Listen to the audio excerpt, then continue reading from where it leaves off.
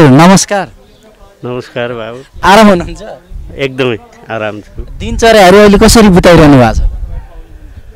अब अहिले जय परमेश्वर जय परमेश्वर जय परमेश्वर भनिन्थ्यो, अहिले जय कोरोना भन्नु परेको छ है।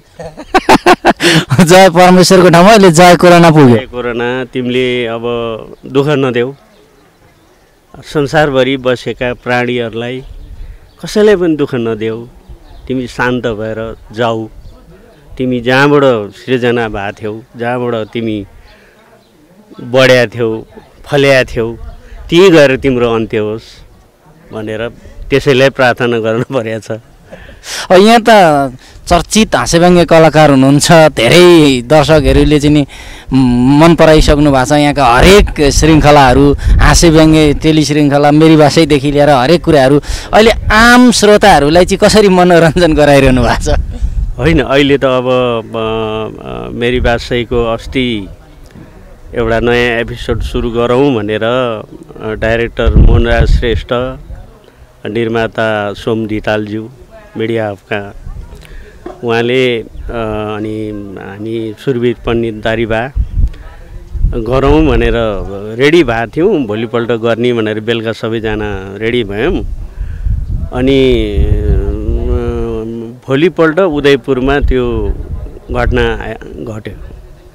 हाम्रो छिमेकी राष्ट्रबाट पाल्नुभएका हाम्रा पाहुनाहरू, मस्जिदमा प्रार्थना गराउने पाहुनाहरूले यो कोरोना परमेश्वरलाई लिएर आउनु भएको रहेछ।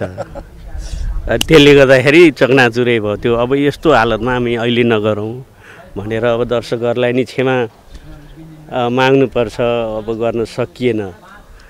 त्यो कारणले अहिले चाहिँ हाम्रो मेरी भाषै चाहिँ पुरानो स्टकहरू देखाइरहनु भएको छ।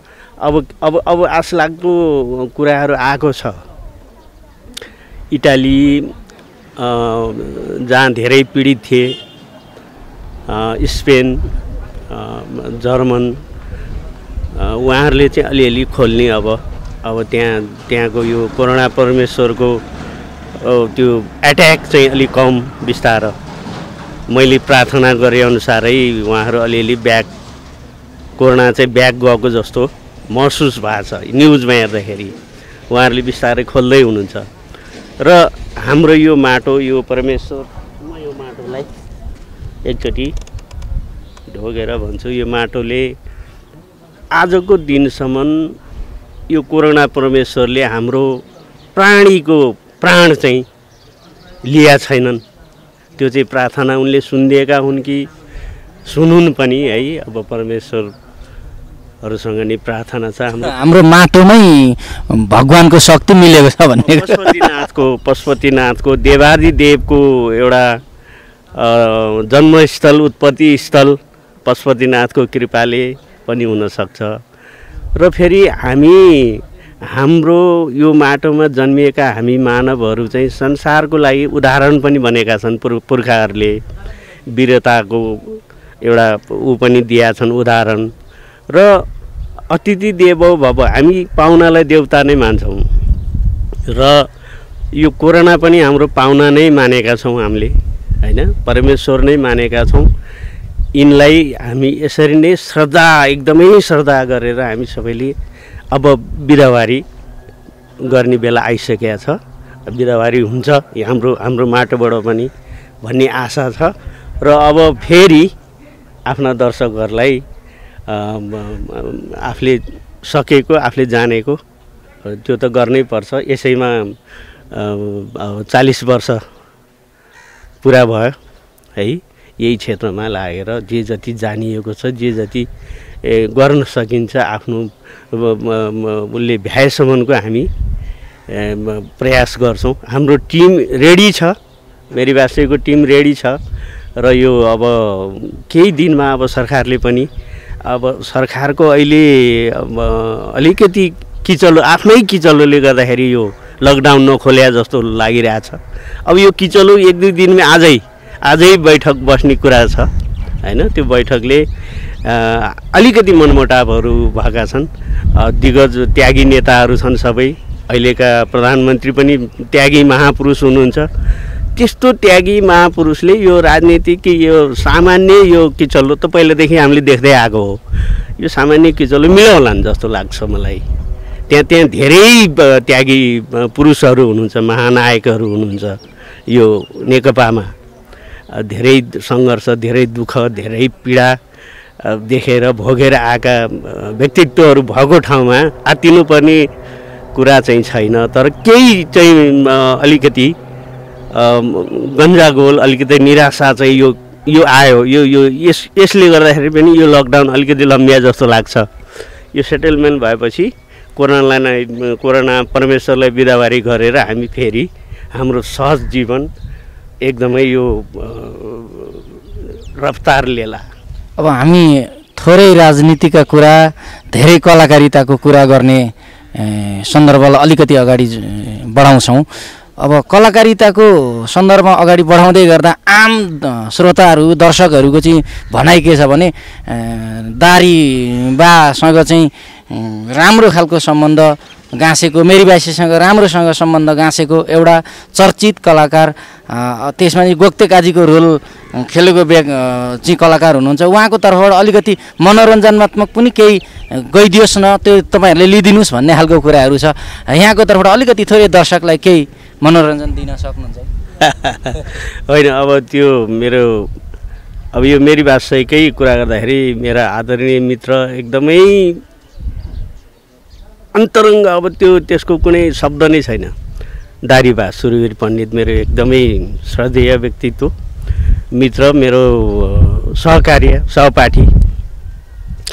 हामी सुटिङको दौरानमा बाहिर जाँदाखेरि पनि उनी चाहिँ मेरो रुम पार्टनर है। जस्तो सुकै परिस्थिति बने पनि, एउटै बेडमा सुत्न परे पनि, अलग बेड नभए पनि हामी एउटै बेडमा सुत्छौँ भन्नेसम्मको हामी राजी भएर बस्ने मेरा आदरणीय सुरवीर पण्डित। बिहान मात्रै कुरा गरेको थिएँ मैले यही मेरी बासैकै सिलसिलामा। र मेरी बासैमा म जानु उहाँको पनि एउटा सहयोग छ। धुर्मुसलाई भेटाउनुमा, धुर्मुस माग्नेलाई भेटाउनुमा मैले त्योभन्दा अगाडि धेरै चलचित्रहरू गरेँ, धेरै सिरियलहरू गरेँ, धेरै टेलिफिल्महरू गरेँ। र मेरी बासैमा लानुमा चाहिँ दारी सुरवीर पण्डितजीको ठुलो सहयोग छ मलाई। र म त्यहाँ गएपछि जस्तो मेरो पहिलाको सिरियलमा टाढाको बस्ती है, त्यो 45 सालको सिरियल थियो। बाबुहरूलाई अब त्यो हेर्न पाउनुभयो कि भएन। टाढाको बस्ती सिरियलमा पुन्टे दबाईको क्यारेक्टर गरेको थिएँ मैले। अनि चक्रव्यूहमा जनक बाबा, अनि हाम्रो सन्तोष पन्तजीको सिरियल लौ आयोमा विभिन्न क्यारेक्टर गरेका थिएँ। हिजो आजका कुरामा नि गरेँ। सिरियलहरू, टेलिफिल्महरू थुप्रै गरेँ, विभिन्न नामबाट गरेँ। त्यो एकदमै टाढाको बस्ती त मलाई बाटो हिँड्न पनि गाह्रो हुन्थ्यो। त्यति सर्वाधिक चर्चित भयो त्यो टाढाको बस्ती टेलिफिल्म। त्यसमा पुन्टे दबाईको क्यारेक्टरले पुन्टे भनेर। र अहिले मलाई यो मेरी बासै करिब 14 वर्ष 13 वर्ष हुन लाग्यो। 13 वर्ष पुरा भएर 14 वर्ष लाग्यो। र यसमा चाहिँ गोक्ते काजीको क्यारेक्टर चाहिँ एउटा यो मेरो सिरियलको पुनर्जन्म एउटा नाम भएको छ। त्यही मेरी भाषामा मैले बोल्ने गरेको डायलेक्ट एउटा धुर्मुस, आदरणीय धुर्मुसले ल बा तपाईँको गोक्ते काजी तपाईँले यसरी डायलेक्ट बोले, तपाईँको एउटा छोरो युकेमा, एउटा छोरो अस्ट्रेलियामा र अर्को छोरो अमेरिकामा छ मेरो। पोखरामा 3टा घर, काठमाडौँमा 2टा घर र यो ठाउँमा 300 रोपनी बारी र 200 रोपनी खेत छ मेरो। यसरी भन्नुहोस्। यो चाहिँ साह्रै रमाइलो, दर्शकले धेरै रुचाएको डाइलेक्टमा पर्छ। यसलाई चाहिँ हजुरले आत्मसात गरिरहनु भएको छ। त्यो धुर्मुस बाबुले भन्ने सिलसिलामा पहिलो मेरी भाषामा मैले गर्दाखेरि मेरो क्यारेक्टर चाहिँ जडिया क्यारेक्टर दिनुभएको थियो। जडिया क्यारेक्टर अनि त्यो गाउँको जडिया क्यारेक्टर अनि माग्नेले चाहिँ मैले खानालाई लिएर आएको त्यो बोतलमा लिएर आएको त्यो पदार्थ चाहिँ उहाँले लुगाइदिएको अनि त्यो छटपट्टिमा म खोज्दै हिँडेको क्या माग्ने केदार घिम्रेजीले लुगाइदिएको अनि के गर्दो रहेछन् यी बुढा जडिया बुढाले भनेर फलो गरिरहेको थियो क्यारेक्टर। सुटिङको क्रममा लुगाएको कि सुटिङको क्यारेक्टरमा लुगाइदिएर अनि फलो गरेर त्यो पनि एकदमै राम्रो भएको थियो। 2 एपिसोड यो गयो। त्यसपछि मेरो कान्छो छोरा नोबेल कलेजमा 12 पास गरेर अमेरिका जाने सोचमा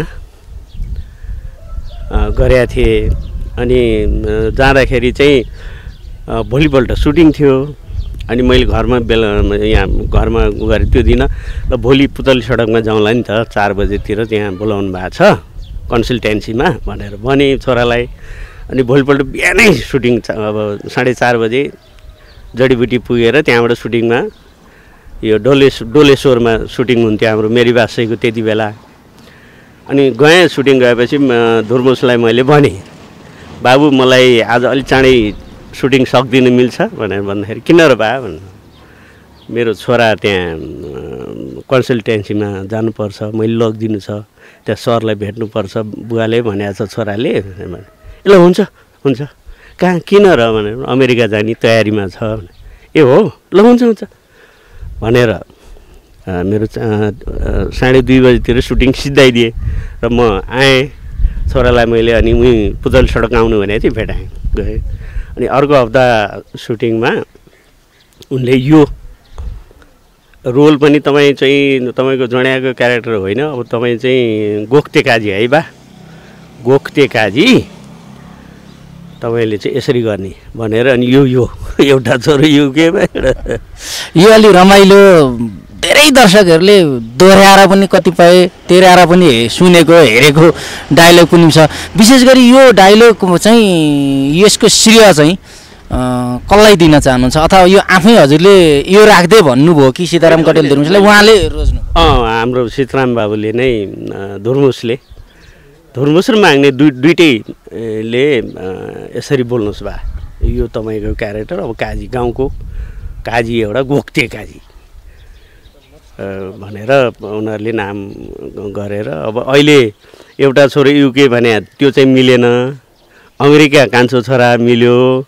अनि माइलो बाबु बुहारी अस्ट्रेलिया दुईटा चाहिँ एउटा छोरो युके एउटा छोरो अस्ट्रेलिया र अर्को छोरो अमेरिका भने दुईटा चाहिँ मिल्यो। यथार्थमा लगभग त्यो पुग्न गयो संयोगले पुग्यो भन्ने हजुरको सिरियल प्लस यताको व्यावहारिक कुरा पनि सबै मिलेर गयो। अब यहाँ त राजनीतिमा पनि अलिकति आस्था विशेष गरी वामपन्थी धारले राख्नुहुन्छ। अहिले अब वामपन्थी धारकै सरकार छ।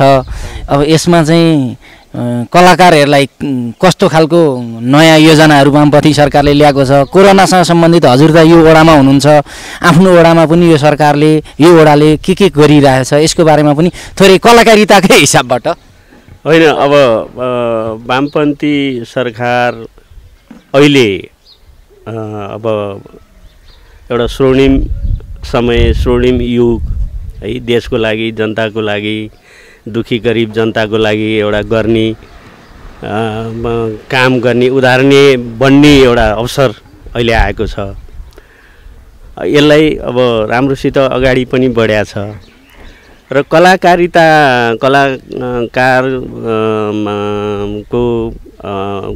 चलचित्रको सबैको हितको लागि एउटा टिम पनि राम्रो बनेको थियो। दुर्भाग्यपूर्ण भइदियो त्यो चाहिँ केशव भट्टराई उनी पनि सहकर्मी साथी हुन्। उनीसँग धेरै वर्षसँगै काम गरियो। उनी कलाकार पनि निर्माता पनि थिए। अब यो कलाकारिता चलचित्रको लागि चलचित्र उद्योगको लागि कति कठिनाइ छ कति अप्ठ्याराहरू छन् भन्ने कुरा उनले बुझेका थिए र उनको एउटा प्लान पनि थियो चलचित्र उद्योगलाई एउटा राहत एकदमै राम्रो उनले प्रोजेक्ट पनि बनाएका थिए र हुन्थ्यो पनि विशेष गरी कलाकारितालाई नै उहाँले जोड दिएर आफ्नो प्याकेज एउटा राहतको प्याकेज राम्रो बनिसकेको थियो त्यो सम्भव पनि थियो किनभने मन्त्री पहिलाका कर्मीहरू पनि राम्रा गएका थिए तर त्यति बेला के हुन्थ्यो भने एउटा पार्टीको सञ्चार मन्त्री हुन्थ्यो एउटा पार्टीको अर्थमन्त्री हुन्थ्यो विभिन्न बाधाहरू थिए तर अहिले चाहिँ हरेक क्षेत्रमा काम गर्नलाई स्वर्णिम अवसर थियो र उनले गर्नलाई पनि रेडी गरेका थिए दुर्भाग्य भइदियो अब दैवले उहाँलाई लिएर जानुभयो साह्रै पीडा भएको छ अहिले पनि एकदमै सम्झन अब उनलाई त त्यो बिर्सिन नसक्ने पीडा दिएर जानुभएको छ उहाँले है अब दुर्भाग्य भइदियो अब त्यो एउटा न्यू अब सहकर्मी सहपाठी धेरै चलचित्रमा सँगै काम गरियो विचार पनि मिल्ने सबै थोक मिल्ने एउटा मित्र गुमाउँदाखेरि साह्रै क्षति भएको छ है उहाँको आत्माले अब स्वर्गको बास होस् अर्को जन्ममा चाहिँ अलिकति राम्रो काम गर्ने हिसाबले यही उसमा भेट होस् भन्ने प्रार्थना गर्छु र त्यो थियो र अहिलेको यो अब यो पीडामा यो सरकारले हामीले त मैले चाहिँ देखाएको थिएँ बाबु आफ्नो गाउँ आफै बनाऊ भन्ने म सानै थिएँ सानै उमेरको तर एक घरबाट एकजना चाहिँ पूर्व मेचीदेखि पश्चिम महाकालीसम्म त्यो लहर निक्लेको थियो क्या बाटो बनाउनुपर्छ जाउँ भनेर बच्चा बुढा हजुरबा हजुरआमा मेरो आमा निक्लिनु भएको बाउ निक्लिनु भएको छिमेकी आमा बुवाहरू निक्लिनु भएको दाजुभाइहरू दिदीबहिनीहरू निक्लिएको त्यो लहर आफ्नो गाउँ आफै बनाऊको त्यो लहर थियो क्या निष्कलङ्क त्यो निर्विवाद केही स्वार्थ केही थिएन बनाउनुपर्छ जाउँ बाटो बनाउनुपर्छ अब भनेर बारी खनिदिनुपर्छ जाउँ भने त्यसरी क्या त्यो बिना स्वार्थले मान्छेलाई आएको त्यो मैले देखेको र अहिलेको यो मौका है यो गर्नलाई देश बनाउनलाई यो समाज बनाउनलाई यो विकास गर्नलाई यो अवसर आएको छ त्यो छ तर त्यो फेरि यो सतीले सराप्या देश भन्ने पनि सुनेको थिएँ मैले हजुरबा हजुरआमाले गर्दाखेरि त्यो पनि त्यसले पनि बाधा गरेको हो कि अथवा यो नवग्रह यो ग्रहले देश नेपाल यो माटोलाई ग्रहले पनि कतैबाट अप्ठ्यारो पारेको हो कि जस्तो पनि लाग्छ र अहिलेको मौका पनि यो मौकामा पनि अलिकति हिजो अस्ति यही एक हप्ता भयो भनौँ एक हप्ता हुँदैछ यो विभिन्न विघ्न बाधाहरू त्यो कामलाई त्यो स्पिडलाई ब्रेक लाउने कामहरू विभिन्न उसबाट भइरहेछ र अर्को कुरो यो कोरोना परमेश्वर है यो कोरोना परमेश्वरलाई जसरी पनि हामी सबैले हटाइसक्यौँ भनौँ यो लकडाउनलाई पालना गरेर हामीसित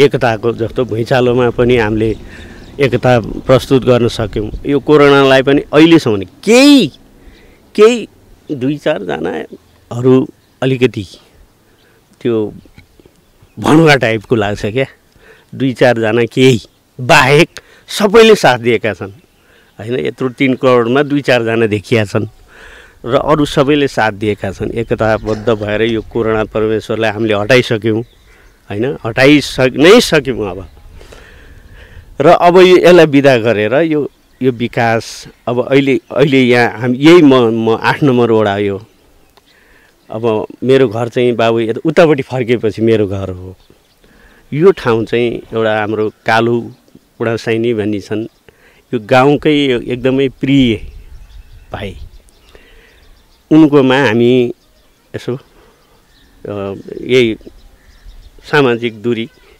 कायम गरेर बस्ने र उनले अरूलाई बाहिरको मान्छेलाई चिया खान नै दिँदैनन् हामी दाजुभाइहरू हाम्रै टोलको मान्छे मात्रै चिया खाने एउटा भेटघाट गर्ने बस्ने ठाउँ छ यहाँ साथीभाइहरू विभिन्न पार्टीका मान्छेहरू आउँछन् तर जुनसुकै पार्टीमा भए पनि एउटै ढिका भएर हामी बस्छौँ है। राम्रोलाई राम्रो भन्छौँ, नराम्रोलाई नराम्रो भन्छौँ। र अहिले हामीलाई अलिकति दुःख पनि लागेको छ यो सरकारको उसबाट। तर मान्छे हो, मान्छेले काम गर्दै जाँदाखेरि गल्ती त हुन्छ, तर गल्ती सच्याएर आज पनि बैठक बस्दैछ। अघि नै भने मैले त्यो बैठकले साम्य हुन्छ र हामीलाई ऊर्जा आउँछ काम गर्ने, जोस जाँगर सेवा गर्ने हामीलाई पनि आउँछ। हाम्रो आस्थालाई ठेस पुर्याउँदैनन् भन्ने नेताहरूले हामीलाई विश्वास छ। विश्वास गर्ने उनीहरूलाई नै हो। हामीले त नेतालाई नै हो नि, नेतालाई नै हो, विकल्प हाम्रो केही छैन होइन। हामीलाई मन दुख्या छ, त्यो दुखेको मनलाई नेताहरूले राम्रोसित मलम लगाइदिनेछन् र भरे बेलुकासम्म हामीले शुभ समाचार एकता भएछन् नेताहरू भनेर सुन्न पाऊँ। आम श्रोतालाई होइन, यो अब विशेष त अब घरमै बसौँ है। घरमा बस्दाखेरि योगा अलिअलि मैले पनि गर्ने गरेको छु। रामदेवको योगा, त्यो सास छिटो छिटो फेरेर त्यो सास फेर्ने अनि ओम गर्ने, सबैले त्यही गरौँ। अब यो केही समयको लागि हो, अब त आयो, केही समयको लागि हो। यत्रो महिना त हामी बसिसक्यौँ, कम्तीमा नि 38 दिन 37 दिन बसिसक्यौँ। अब हामीले एक हप्ता, बढीमै एक हप्ता बस्नु पर्ला, त्यो पनि बिस्तारै अब सेटलमेन्ट भएर गइहाल्छ। त्यसपछि त हामी अनिखेरि अब सिधै अब त्यो सिरियल त मेरी बासे छँदैछ, अरू चलचित्रहरू चाहिँ अलि बिस्तारै अब चलचित्रहरू पनि एउटा बन्ने क्रममा हेटौडामा गएर सुटिङ गर्नुपर्ने थियो, त्यो पनि रोकिया छ है। अरू चलचित्रहरू छन्।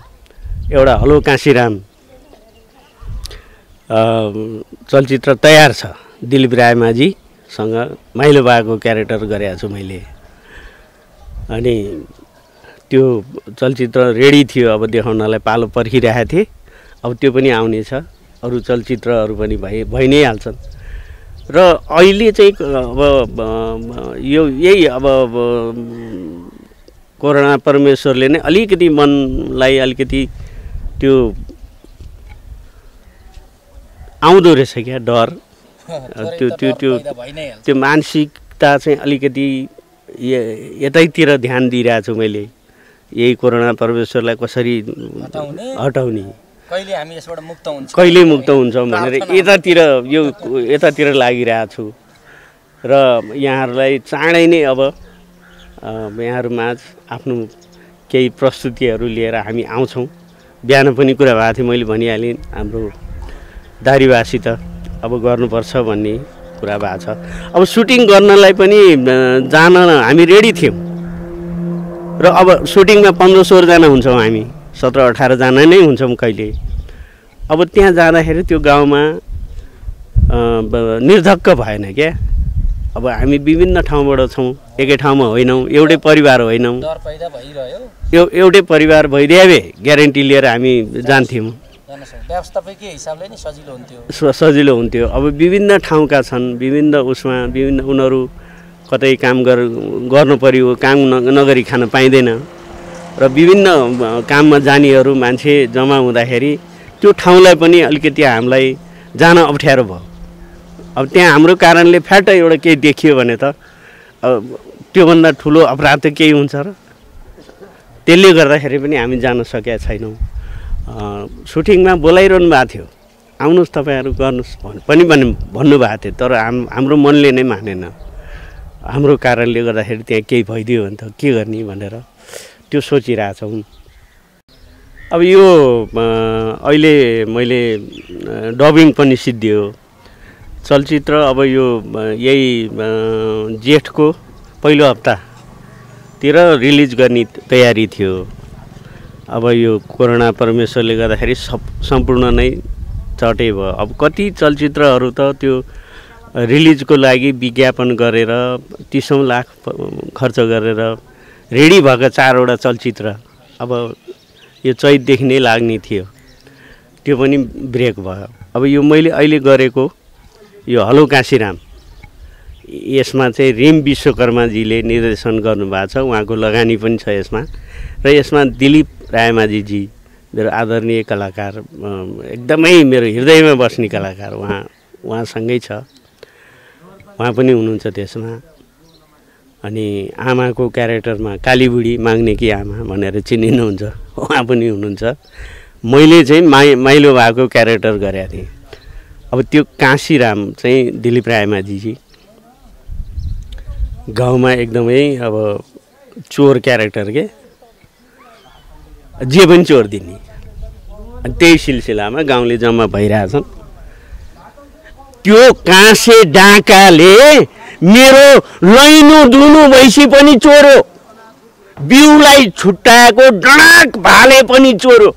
हुँदा हुँदा त्यो डाकाले कुललाई छुट्याएको बोको पनि चोर्यो। त्यसलाई त मैले भेटौँ न, मैले के गर्छु भन्ने कुरा म देखाइदिन्छु। हस्, यहाँले धेरै राम्रो प्रस्तुति दिनुभयो, कुरा राखिदिनु भयो। एकदमै हृदयदेखि नै धन्यवाद बाबुहरूलाई। यो झरना खबर हेरेर बस्नुहुने, यो झरना युट्युब च्यानल हेर्नुहुने मेरा भगवान रूपी दर्शक महानुभावहरूलाई म हृदयदेखि नै एकदमै आभारी छु। म प्रार्थना गर्छु परमेश्वरसँग, संसारभरि जहाँ पनि हुनुहुन्छ हाम्रा नेपाली दाजुभाइ दिदीबहिनीहरू, दर्शकहरू, परमेश्वरले सबैलाई खुसी राखुन्, स्वस्थ राखुन्, सन्तुष्टि राखुन् र चाँडै, एकदमै चाँडै नयाँ प्रोग्राम लिएर हजुरहरू सामु प्रस्तुत हुन पाइयोस् र हजुरहरूलाई देखाउन पाइयोस्।